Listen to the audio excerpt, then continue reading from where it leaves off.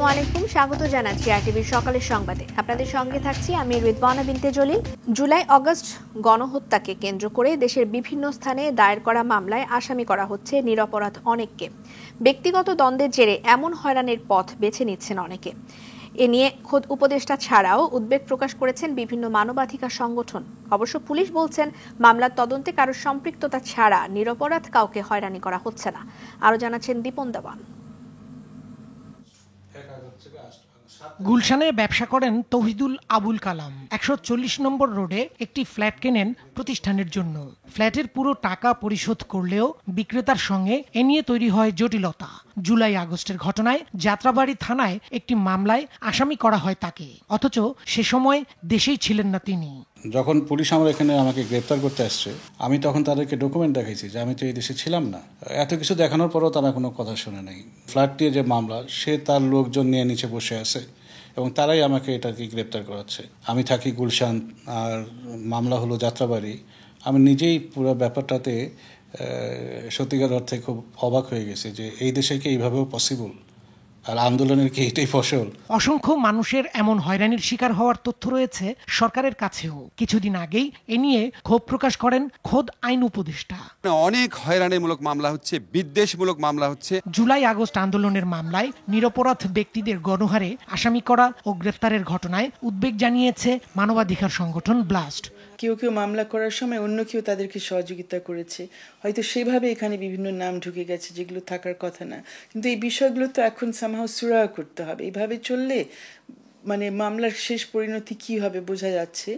এই বিচার প্রক্রিয়াগুলো এত সহজ না যে ৫-১০ মিনিটের মধ্যে হয়ে যাবে। সময় তো লাগবে, সাক্ষী আনতে হবে, তদন্ত সম্পন্ন করতে হবে, তারপর বিচার প্রক্রিয়া শুরু হবে। সো পুরো জিনিসটার একটা কাইন্ড অফ রোড ম্যাপ দরকার যে বিচার প্রক্রিয়া নিয়ে কি হবে। পুলিশ বলছে ঘটনায় সম্পৃক্ততা না পাওয়া গেলে কাউকে গ্রেফতার করা হচ্ছে না। আমরা চেষ্টা করছি পর্যাপ্ত সাক্ষ্য প্রমাণ সংগ্রহ করে বিচার বিশ্লেষণ করে ঘটনাগুলোর সত্যতা যাচাই বাছাই করে বিজ্ঞ আদালতে সেই অনুযায়ী প্রতিবেদন দাখিল করা। যদি কোনো ব্যক্তি অযথা বা কাউকে হয়রানি করার জন্য কারো নাম দিয়ে থাকেন, সেটা আমরা তদন্তকালীন সময়ে অবশ্যই বিবেচনা করব এবং কোনোভাবেই পুলিশ কর্তৃক কাউকে বিনা কারণে হয়রানি করা বা অযৌক্তিক গ্রেপ্তার করার বিষয় এখানে ঘটবে না। জুলাই আগস্টের ঘটনায় মামলা নেওয়ার ক্ষেত্রে থানাগুলোকে আরও সতর্ক থাকার তাগিদ ভুক্তভোগী সহ সব পক্ষের। দীপন দেওয়ান, আরটিভি, ঢাকা। গ্রেফতারের পর মানিকগঞ্জ ২ আসনের সাবেক সংসদ সদস্য এবং কণ্ঠশিল্পী মমতাজ বেগমকে মিন্টো রোডের ডিবি কার্যালয়ে রাখা হয়েছে। আজ তাকে আদালতে সোপর্দ করে রিমান্ডের আবেদন করা হবে বলে জানিয়েছে পুলিশ। সোমবার রাত 12:15টার দিকে রাজধানীর ধানমন্ডি স্টার কাবাবের পেছনে একটি বাসা থেকে তাকে গ্রেফতার করা হয়। বৈষম্য বিরোধী ছাত্র আন্দোলনের ঘটনায় মমতাজ বেগমের বিরুদ্ধে বেশ কয়েকটি হত্যা মামলা রয়েছে বলে জানান পুলিশ।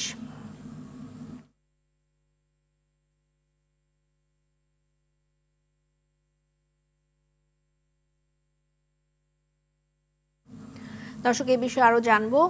এই মুহূর্তে ডিবি কার্যালয়ে রয়েছেন সহকর্মী রুদ্র রফিক। সরাসরি চলে যাচ্ছি তার কাছে। রফিক, কণ্ঠশিল্পী মমতাজ বেগমকে কখন আদালতে নিয়ে যেতে পারে, এই বিষয়ে বিস্তারিত জানাবেন আনুষঙ্গিক বিষয়ে। আমরা ইতিমধ্যে যেটি জানতে পেরেছি সেটি হচ্ছে 11টা থেকে 12টার দিকে তাকে আদালতে তোলা হতে পারে। আপনি নিশ্চয়ই জানেন গতকাল রাত 12:15টার দিকে আসলে তাকে ধানমন্ডির একটি বাসা থেকে গ্রেপ্তার করা হয়। ছাত্র আন্দোলনের পর পতিত আওয়ামী সরকার যখন শেখ হাসিনা যখন পালিয়ে যায়, তারপর থেকে কিন্তু এই মমতাজ বেগম তিনিও পলাতক ছিলেন। আপনারা নিশ্চয়ই জানেন যে তিনি আসলে 2 বারের সংসদ সদস্য ছিলেন। 2008 সালের নির্বাচনে তিনি মানিকগঞ্জ 2 আসন থেকে নারী সংসদ সদস্য হিসেবে নির্বাচিত হন। পরবর্তীতে 2018 সালে তিনি সাধারণ আসন থেকে সংসদ সদস্য হিসেবে নির্বাচিত হন। নানা সময়ে কিন্তু জাতীয় সংসদে তিনি গান গেয়ে নানা সময় আলোচনার জন্ম দিয়েছেন। এছাড়াও তার বিরুদ্ধে কিন্তু একাধিক মামলা রয়েছে। আপনাকে একটু জানিয়ে রাখি, তার বিরুদ্ধে কিন্তু একটি হত্যা মামলা রয়েছে। গেল বছরের অক্টোবরের 23 তারিখে তার বিরুদ্ধে সিংগাইর থানায় একটি হত্যা মামলা হয়। শুধু সে নয়, ওখানকার স্থানীয় আওয়ামী লীগ নেতাকর্মী সহ মিলে 109 জনের বিরুদ্ধে একটি হত্যা মামলা দায়ের হয়। যে মামলাটি আসলে উল্লেখ করা হয়েছে যে এখন থেকে আরও 1 যুগ আগে সিংগাইরে একটি হরতালের পুলিশের গুলিতে 4 জন নিহতের ঘটনায় সেই হত্যা মামলাটি দায়ের হয়েছে। এছাড়াও কিন্তু ছাত্র জনতার আন্দোলনের সময় এই আন্দোলন দমনের ক্ষেত্রেও তার বিরুদ্ধে কিন্তু একাধিক মামলা রয়েছে। তবে এখন পর্যন্ত তাকে কি মামলায় গ্রেপ্তার দেখানো হয়েছে সেটি কিন্তু আমরা এখনো জানতে পারিনি। তবে আদালতে তোলার পর আসলে বিষয়টি জানা যাবে।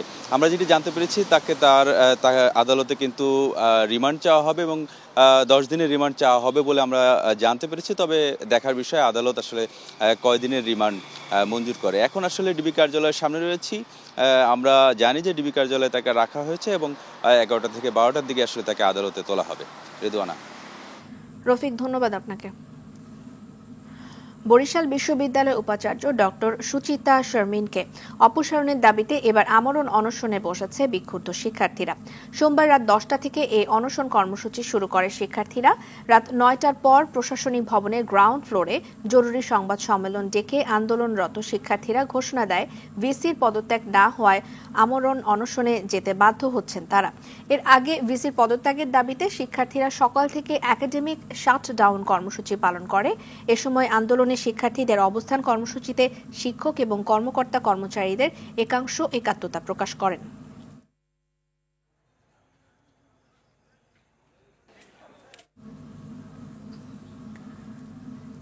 জনবল সংকট সহ নানা অনিয়ম দুর্নীতিতে জর্জরিত ঝিনাইদহের কালীগঞ্জ উপজেলা স্বাস্থ্য কমপ্লেক্স। মাত্র 6 জন ডাক্তার দিয়ে চলছে চিকিৎসা সেবা। কাঙ্ক্ষিত চিকিৎসা সেবা না দিতে পেরে অনেক সময় রোগীদের পাঠিয়ে দেয়া হচ্ছে দূরের হাসপাতালগুলোতে। উপজেলার 3 লক্ষাধিক মানুষের চিকিৎসা সেবার একমাত্র স্বাস্থ্য কমপ্লেক্সটি বর্তমানে নিজেই এখন রোগী। ঝিনাইদহ থেকে শিপলুজামানের প্রতিবেদন, জানাচ্ছেন সৈয়দা সামিয়া তামান্না। উপজেলার 3 লাখ মানুষের বিপরীতে শহরে রয়েছে এই একটি মাত্র 50 শয্যার সরকারি হাসপাতাল। তার উপর হাসপাতালটিতে চিকিৎসক সংকট, নোংরা পরিবেশ, নানা অব্যবস্থাপনা চরম আকার ধারণ করেছে। হাসপাতালটিতে চিকিৎসক রয়েছে মাত্র 6 জন, নেই পর্যাপ্ত বেড, অস্বাস্থ্যকর পরিবেশে পরিবেশন করা হয় নিম্নমানের খাবার। প্রায় সময়ই পাওয়া যায় না প্রয়োজনীয় ওষুধ। যন্ত্রপাতি না থাকায় অনেক সময় বাহিরে গিয়ে রোগীদের পরীক্ষা করাতে হয়। এছাড়া চিকিৎসক সংকটের কারণে রোগীদের পাঠিয়ে দেওয়া হয় যশোর 250 শয্যার হাসপাতালে। এতে দুর্ভোগের পাশাপাশি নিম্নআয়ের রোগীদের গুনতে হয় বাড়তি টাকা। সেবা নিতে এসে ভোগান্তির শিকার হয়ে ক্ষোভ প্রকাশ করেছেন রোগীরা। আমরা আসলে পর্যাপ্ত সেবা এখানে পাই না, কারণ এখানে 33 জন ডাক্তার থাকার কথা, সেখানে আছে মাত্র 6 জন। 6 জন দিয়ে আসলে কালীগঞ্জ উপজেলার মতো একটি জনবহুল এলাকায়, জনবহুল এরিয়ায় হসপিটাল চালানো খুবই দুরসাধ্য ব্যাপার। দূরিত্ব রোগী নিয়ে আসলে আবার রোগীগুলো ফেরত যেতে হয় ঝিনে দেয় না, যশোর নিয়ে যেতে হয়। এখানে ঠিক রকম সেবা পায় না, ডাক্তারের কম এই জন্যই। হাসপাতালটিতে চিকিৎসক সংকটের বিষয়টি স্বীকার করেছেন উপজেলা স্বাস্থ্য কর্মকর্তা। বর্তমানে আমার এখানে 6 জন মেডিকেল অফিসার কর্মরত এবং 2 জন কনসালটেন্ট কর্মরত আছে। তো 6 জন মেডিকেল অফিসার দিয়ে আমার নিয়মিত ডিউটি মোটামুটি আমরা চালিয়ে নিচ্ছি, কিন্তু আমার আরো ডাক্তার দরকার। উপজেলার মানুষের চিকিৎসা সেবা নিশ্চিতে প্রয়োজনীয় পদক্ষেপ নেবে কর্তৃপক্ষ, এমনটাই প্রত্যাশা ভুক্তভোগীদের। সৈয়দা সামিয়া তামান্না, RTV। তীব্র গরম আর দাবদাহে বিপাকে পড়েছেন সিরাজগঞ্জের শাহজাদপুরের খামারিরা। নানা রোগে আক্রান্ত হচ্ছে গবাদি পশু। দুধের উৎপাদন কমেছে 20 থেকে 30% পর্যন্ত। একই সময়ে মিল্কভিটার দাম কমিয়ে দেওয়ায় গুনতে হচ্ছে লোকসান। সিরাজগঞ্জ থেকে সাজিরুল ইসলাম সঞ্জয়ের পাঠানো তথ্যচিত্রে বিস্তারিত জানাচ্ছেন আব্দুল হামিদ। গবাদি পশু পালনের জন্য বিখ্যাত সিরাজগঞ্জের শাহজাদপুর। 1973 সালে অঞ্চলটিতে মিল্কভিটার দুগ্ধ প্রক্রিয়াজাতকরণ কারখানা প্রতিষ্ঠার পর থেকে গড়ে উঠেছে শত শত খামার। উন্নত জাতের শঙ্কর ও ফ্রিজিয়ান গাভী থেকে প্রতিদিন গড়ে উৎপাদন হয় 5 থেকে 6 লাখ লিটার দুধ। তবে বৈশাখের ব্যবসা গরম আর তীব্র দাবদাহে বিপাকে পড়েছেন খামারিরা। কমে গেছে দুধের উৎপাদনও।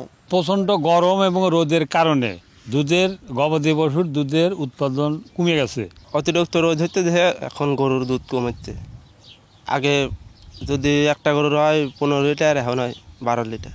শীতের সিজনে দুধ ভালোই হয়, এখন গরমে ওই দাবা রোগ হয়, ওই লাম্পি রোগ হয়।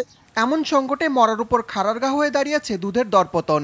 মেনমেটের দুধের দাম এখন কমা দিচ্ছে লিটারকে 7 টাকা করে, বুঝছেন। আর হলো খোলবুসের দাম ফুল রয়েছে, আর মাঝে মাঝে মিল কামাই হচ্ছে, দুধ লিখছে না, দুধ ফালা দেওয়া লাগে আমাদের। এখন হলো মেলিবিটের থেকে দুধ ঠিকালে নেয় না, দুধের দাম কম, পর্যন্ত খামারিরা বিপাকে পড়ে গেছে, বলার মতো কোনো অবকাশ নাই। এটা একটা বিজনেস, এই কম্পিটিশনে আমাদের টিকে থাকতে হলে আমাদের দুধের দাম তুলনামূলক হবে। আমরা বাজারে সামঞ্জস্য রেখেছি এবং প্রাণ, আকিস, ইগলু অন্যান্য কোম্পানির চেয়ে এখনও 3-4 টাকা 5 টাকা বেশি আছে। তীব্র গরমে গবাদি পশুর পরিচর্যায় প্রয়োজনীয় পরামর্শ দিচ্ছে প্রাণী সম্পদ অফিস। এখন হিট স্ট্রেসটা এই গত কিছুদিন খুব বেশি ছিল, তখন আমরা একটা বিভিন্ন সচেতনতার মধ্যে প্রোগ্রাম শুরু করছিলাম যে হিট স্ট্রেসে কী করণীয়, ভিটামিন সমৃদ্ধ খাবারগুলো দেওয়ার জন্য আমরা খামারিদেরকে পরামর্শ দিতেছি আর কি। জেলায় 500 সমবায় সমিতির আওতায় রয়েছে 25,000 খামার। দুগ্ধ শিল্প রক্ষায় ন্যায্য দাম নিশ্চিতে প্রয়োজনীয় পদক্ষেপ চান এসব খামারের মালিকরা। আব্দুল হামিদ, RTV। বরিশাল বিশ্ববিদ্যালয়ের উপাচার্য ডক্টর সুচিতা শারমিনকে অপসারণের দাবিতে এবার আমরণ অনশনে বসেছে বিক্ষুব্ধ শিক্ষার্থীরা। দর্শক, এই বিষয়ে বিস্তারিত জানাতে বরিশাল থেকে আমাদের সঙ্গে সরাসরি যুক্ত হচ্ছেন সহকর্মী আরিফুল ইসলাম। আরিফ, ভিসির পদত্যাগের দাবিতে রাত থেকে শিক্ষার্থীরা আমরণ অনশন শুরু করেছেন, তো এই বিষয়ে একটু জানতে চাইব।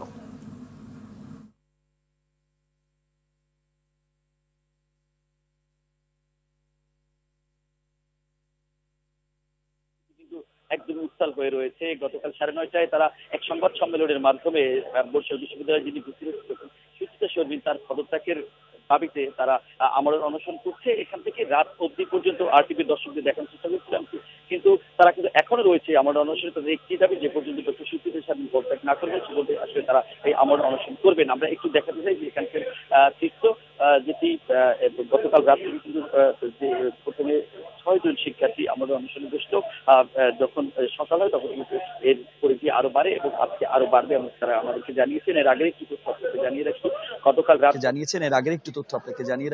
গতকাল রাত 10টায় কিন্তু ডক্টর সুচিতা শারমিন বরিশাল বিশ্ববিদ্যালয়ের যে ফেসবুক পেজ আছে সেখানে তিনি লাইভ এসেছেন এবং গোটা ঘটনাটি খুলে বলার পরপর তিনি এই শিক্ষার্থীরা আরো ক্ষিপ্ত হয়েছেন। তার কারণ হচ্ছে তারা বলছেন যে কিছু মিথ্যার আশ্রয় নিয়ে তিনি একটি গণমাধ্যমে সংবাদ প্রকাশ করে, যেটি আসলে কোনো কারণে কাম্য নয়। এছাড়া ডক্টর সুচিতা শারমিনের বিরুদ্ধে গতকালকে বরিশাল বিশ্ববিদ্যালয়ের যারা সাধারণ শিক্ষার্থী রয়েছে তাদের সাথে গত কদিন যাবত একত্রতা প্রকাশ করে বরিশাল বিশ্ববিদ্যালয়ের অন্যান্য যারা শিক্ষক রয়েছেন তারাও কিন্তু এখানে বিক্ষোভ কর্মসূচি করেছে, সংবাদ সম্মেলন করেছে এবং বিভিন্ন কর্মসূচি দিয়েছে।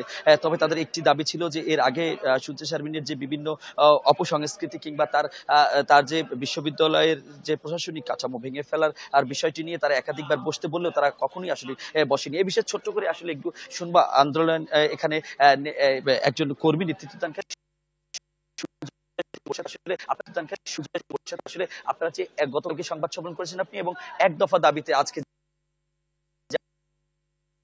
আপনারা জানেন যে বিশ্ববিদ্যালয়ের শিক্ষার্থীরা 22 দফা 4 দফা সহ বিভিন্ন সময় বিভিন্ন দফা নিয়ে আন্দোলন করেছে। ভিসি কোনোদিনই আসলে কথায় সর্বশেষ আপনারা দেখেছেন যে শিক্ষার্থীরা একটা পর্যায়ে প্রায় 24 দিন আন্দোলন কন্টিনিউ করার পরে তারা একরকম অসহায় অবস্থায় গিয়ে 18 দিন পরে এক দফাতে শিফট করে। আমাদের এখন এক দফা দাবিতে আন্দোলন চলছে। আপনারা জানেন যে এক দফা দাবিতে আমরা একটা নিয়মতান্ত্রিক উপায়ে আন্দোলন পরিচালনা করার ব্যাপারে অটুট ছিলাম এবং আমরা সেটাই করে গেছি গতকাল রাত পর্যন্ত। কিন্তু গতকাল রাতে আমরা দেখলাম যে ভিসি নানাভাবে বিশ্ববিদ্যালয়ের বিভিন্ন প্ল্যাটফর্ম ইউজ করে শিক্ষার্থীদের সঙ্গে মত বিনিময় করার চেষ্টা করছে বা তার যত রকম হীন প্রচেষ্টা আছে সেগুলো শুরু করতেছে আর কি। তো সেই জায়গা থেকে প্রথমত ভিসি যে গতকাল রাতে যে প্রশ্ন উত্তর পর্বটা করেছে ফেসবুক লাইভে, আমরা আন্দোলনরত শিক্ষার্থীরা একটা ঘৃণা বলে প্রত্যাখ্যান করি এবং যতদিন পর্যন্ত আমাদের দাবি আদায় না হবে আমাদের আমরণ অনশন চলবে। আসলে যেমনটি সুজেন হৃদয় না যে তাদের আমরণ অনশন চলবে এবং এতে কিন্তু শিক্ষকরা যেহেতু সমর্থন দিয়েছে তারাও কিন্তু ধীরে ধীরে এখানে আসতে শুরু করেছে এবং সাধারণ শিক্ষার্থী যারা তারা কিন্তু শিক্ষার্থীদের সংখ্যা কিন্তু আরো বাড়ছে। তারা একটি দাবি, সেটা হচ্ছে যে এই যে পর্যন্ত সুচিতা শারমিনের পদত্যাগ না হবে সে পর্যন্ত তারা এই আমরণ অনশন করবে। এর আগে আরেকটু তথ্য আপনাকে জানিয়ে দিই, ইতিমধ্যেই বরিশালে 2 জন উপদেষ্টা এসেছিলেন এবং অন্যান্য যে বিশ্ববিদ্যালয়ের যে সিন্ডিকেট যে সভা রয়েছে এবং আচার্য মহোদয় যিনি রয়েছেন তার বরাবরই কিন্তু তারা স্মারকলিপি দেওয়ার চেষ্টা করেছেন এখান থেকে এবং তাদের বরাবর তারা আবেদন করেছিলেন যে বিশ্ববিদ্যালয়ের ভিসির যে অনিয়ম দুর্নীতিগুলো সেগুলো তুলে ধরার জন্য। কিন্তু এই গত 24 দিন একটানা তাদের আন্দোলনকে কেন্দ্র করে কোনো ধরনের সুরাহা কিংবা কোনো সমাধান না হওয়ার কারণেই কিন্তু তারা এই আন্দোলন চালিয়ে যাচ্ছেন এবং এই আমরণ যে কর্মসূচি সেটি আসলে তারা করে যাচ্ছেন। তবে কতক্ষণ নাগাদ এটা করবেন আর বিশ্ববিদ্যালয়ের ভিসি যে পর্যন্ত পদত্যাগ না করবেন সে পর্যন্ত তাদের এই দাবি, সুতরাং এখন কেন্দ্রীয়ভাবে সিদ্ধান্তের অপেক্ষায় রয়েছে এই আমরণ অনশন। অপরদিকে ভিসির পদত্যাগের একমাত্র দাবি হয়তো বা ভাঙতে পারে তাদের এই আমরণ অনশন কর্মসূচি। এতটুকু ছিল রেদানা বরিশাল থেকে। আরিফ, ধন্যবাদ আপনাকে। এদিকে বরিশাল নগরীতে বাসের ধাক্কায় মোটরসাইকেলের 2 আরোহী নিহত হয়েছেন। সোমবার সন্ধ্যায় ঢাকা কুয়াকাটা মহাসড়কের নগরের C&B রোডে এই দুর্ঘটনাটি ঘটে। নিহতরা হলেন নগরীর কালুশাহ সড়কের মাহবুব হোসেন এবং সার্কুলার রোডের ইমরান হোসেন। কোতোয়ালি মডেল থানার ওসি মোহাম্মদ মিজানুর রহমান জানিয়েছেন, 2 মোটরসাইকেল আরোহী শাখা রোড থেকে বেরিয়ে C&B সড়কে গেলে যাত্রীবাহী একটি বাস মোটরসাইকেলটিকে ধাক্কা দেয়। এতে দুজনই সড়কের উপর ছিটকে পড়ে গুরুতর আহত হন। পরে স্থানীয়রা তাদের উদ্ধার করে হাসপাতালে নিয়ে গেলে কর্তব্যরত চিকিৎসক প্রথমে মাহবুবকে এবং পরে ইমরানকে মৃত ঘোষণা করেন।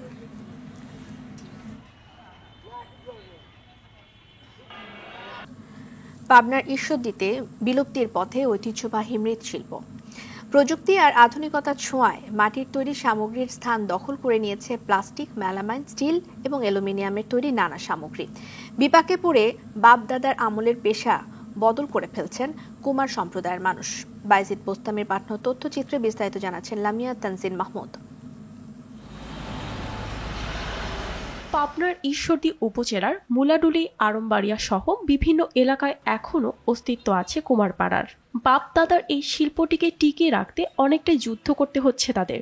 একসময় হাঁড়ি পাতিল, থালা বাসন, কলস সহ শিশুদের জন্য নানান রকমের খেলনা বানালেও এখন আর সে ব্যস্ততা নেই মৃৎশিল্পীদের। প্রযুক্তির বিপ্লবে আর আধুনিকতার ছোঁয়ায় হারিয়ে যেতে বসেছে গ্রাম বাংলার ঐতিহ্যবাহী এই শিল্পটি। হাতে কোনো 2-1 মৃৎশিল্পী ফুলের টপ, দইয়ের পাতিল ও ল্যাট্রিনের রিং তৈরি করে কোনো রকমে চালু রেখেছেন জীবন জীবিকার চাকা।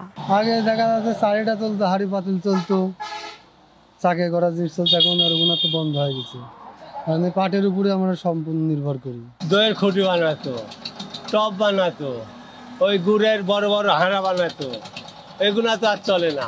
আমাদের এইগুলা করে কোনো রকমের 2টা পেটের ডাল ভাত হয়, তাই আমরা করে খাই। এছাড়া আর কি করব, কোনো সাহায্যও তো পাই না, তাছাড়া কিছু বলতেও পারি না। এমন দিন আছে রাত 12টা পর্যন্ত খারাপ লাগে, খালি তাও সংসার চলতে চায় না ভালো ভালো। অনেকেই বদল করেছে, না বদল করে উপায় থাকে না, চলে না। এখন কি করব, আমার ছেলে পেলেও নাই, বাইরে কাজ করা, যে চাকরিজীবী করে দিব কিংবা একটা ব্যবসা প্রতিষ্ঠান করব, সেগুলোরও তো টাকা পয়সা নাই। ঐতিহ্যবাহী এই শিল্পকে টিকিয়ে রাখতে মৃৎশিল্পের সংশ্লিষ্টদের সঙ্গে যোগাযোগ করলে তাদের প্রয়োজনীয় প্রশিক্ষণ ও ঋণ প্রদান সহ বিভিন্ন সুযোগ সুবিধা দেওয়ার কথা জানান উপজেলা নির্বাহী কর্মকর্তা। যারা এখনো এই শিল্পটাকে আঁকড়ে ধরে রয়েছেন, তাদেরকে প্রশিক্ষণের পাশাপাশি তারা যদি আমাদের সরকারের অন্যান্য দপ্তর রয়েছে, যুব উন্নয়ন অধিদপ্তর রয়েছে, সমাজসেবা অধিদপ্তর রয়েছে, সমবায় অধিদপ্তর রয়েছে, সেখানে এসে যদি তারা ঋণের জন্য আবেদন করে, আমরা সরকারের পক্ষ থেকে তাদের পাশে থাকার সর্বোচ্চ চেষ্টা করব। সরকারি পৃষ্ঠপোষকতা পেলে উন্নত মানের কুটির শিল্প বাজারজাতকরণের মাধ্যমে ঐতিহ্য ধরে রাখার পাশাপাশি ঘুরে দাঁড়াতে পারে এই শিল্প, এমনটাই অভিমত সংশ্লিষ্টদের। লামিয়া তানজিন মাহমুদ, RTV। আইডিএলসি পরিবর্তনের পথে বাংলাদেশ। বাংলাদেশকে রিজিওনাল ম্যানুফ্যাকচারিং হাবে পরিণত করার লক্ষ্যে কাজ করছে অন্তর্বর্তী সরকার। 2030 সালের মধ্যে বন্দরের কন্টেইনার হ্যান্ডলিং সক্ষমতা 6 গুণ বাড়িয়ে 78,60,000-এ উন্নীত করার পরিকল্পনা নেওয়া হয়েছে। দেশের অর্থনীতিকে নতুন উচ্চতায় নিতে এবং তরুণদের জন্য বিপুল কর্মসংস্থান তৈরিতে ভূমিকা পালন করবে এটি। চট্টগ্রাম বন্দরকে কেন্দ্র করেই এই হাব গড়ে উঠবে। এখানে উৎপাদিত পণ্য শুধু দেশে বা আশেপাশের অঞ্চলে নয়, বিদেশেও রপ্তানি হবে। বিদেশি রপ্তানিকারকরা কম খরচে বাংলাদেশে পণ্য তৈরি করতে আসবেন। তাছাড়া হাবের ফলে দ্রুত পণ্য রপ্তানিও সম্ভব হবে। বন্দরের দক্ষতা বাড়াতে বিশ্বের সেরা এবং অভিজ্ঞ বন্দর ব্যবস্থাপনা কোম্পানিগুলোর সঙ্গে আলোচনাও করছে সরকার।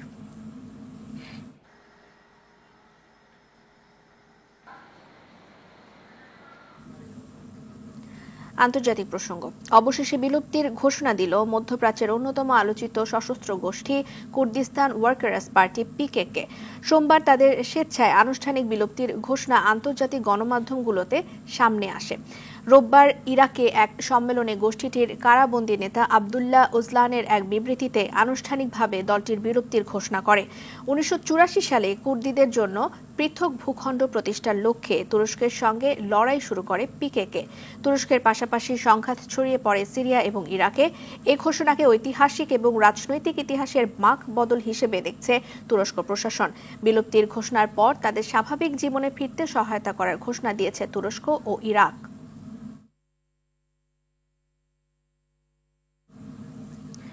মিয়ানমারে ক্ষমতাসীন জান্তা সরকারের বিরুদ্ধে স্কুলে বিমান হামলা চালানোর অভিযোগ এনেছে মিয়ানমারের বিদ্রোহী সরকার এনইউজি। সোমবার মিয়ানমারের সাগাইং অঞ্চলের দেপা ইনের স্কুলে চালানো হামলায় অন্তত 17 শিক্ষার্থী নিহত হয়েছেন, আহত আরও 20 জন। স্কুলটি মিয়ানমারের বিদ্রোহী সরকার পরিচালনা করে।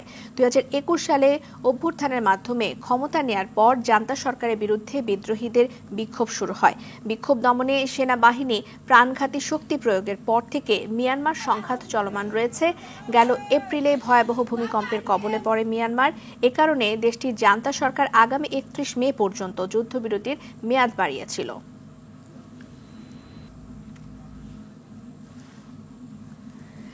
ভারত ও পাকিস্তানের মধ্যে যুদ্ধবিরতির পর প্রথমবারের মতো দুদেশের সামরিক বাহিনীর মধ্যে আলাপ হয়েছে। সোমবার দুদেশের সামরিক অভিযান সংক্রান্ত বিভাগের প্রধানেরা ফোনালাপ করেন। ফোনালাপের তথ্য নিশ্চিত করেছে রয়টার্স। এ সময় দুপক্ষের মধ্যে যুদ্ধবিরতি নিয়ে আলোচনা হয়েছে। পাশাপাশি আলোচনা হয়েছে সীমান্তে অতিরিক্ত সেনা প্রত্যাহার নিয়েও। তবে ফোনালাপের বিষয়ে এখনো কোনো আনুষ্ঠানিক বিবৃতি দেয়নি দেশ দুটি। সোমবার থেকে ভারতের সকল বিমানবন্দর খুলে দেওয়া হয়েছে। এর আগে শনিবার বিমানবন্দর খুলে দেয় পাকিস্তান। যুদ্ধবিরতির পর ভারত এবং পাকিস্তানের শেয়ার বাজারে চাঙা হতে শুরু করেছে। পাশাপাশি দুদেশেই আজ পুরোদমে সচল হয়েছে সকল স্থল এবং সমুদ্র বন্দর। এদিকে কাশ্মীর ইস্যুতে ডোনাল্ড ট্রাম্পের মধ্যস্থতার প্রস্তাবকে নাকচ করেছে ভারত। কাশ্মীর দ্বিপক্ষীয় ইস্যু এবং এতে তৃতীয় পক্ষের সিদ্ধান্ত মেনে নেওয়া হবে না বলে জানিয়েছে দিল্লি।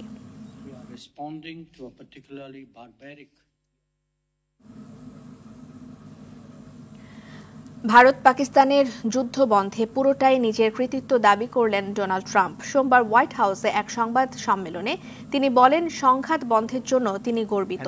এছাড়া শনিবার থেকে ভারত পাকিস্তানের মধ্যে জরুরি ভিত্তিতে সংঘাত বন্ধে তার প্রশাসন মধ্যস্থতা করেছে বলে জানান তিনি।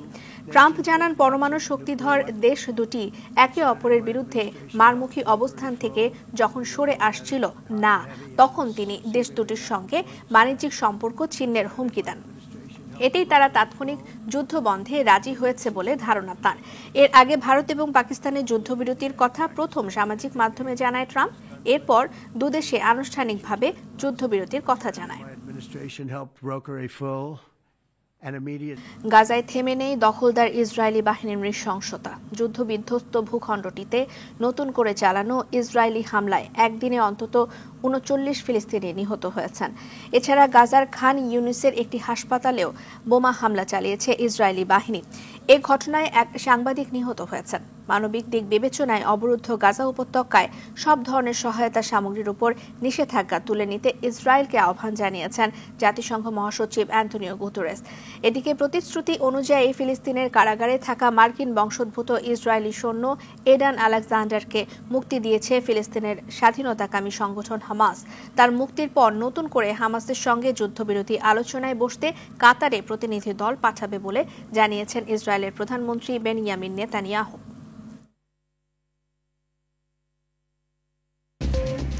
সকালের সংবাদ এ পর্যন্তই। মধ্যাহ্নের সংবাদ দুপুর 12টায় দেখার আমন্ত্রণ রইল। ধন্যবাদ সবাইকে।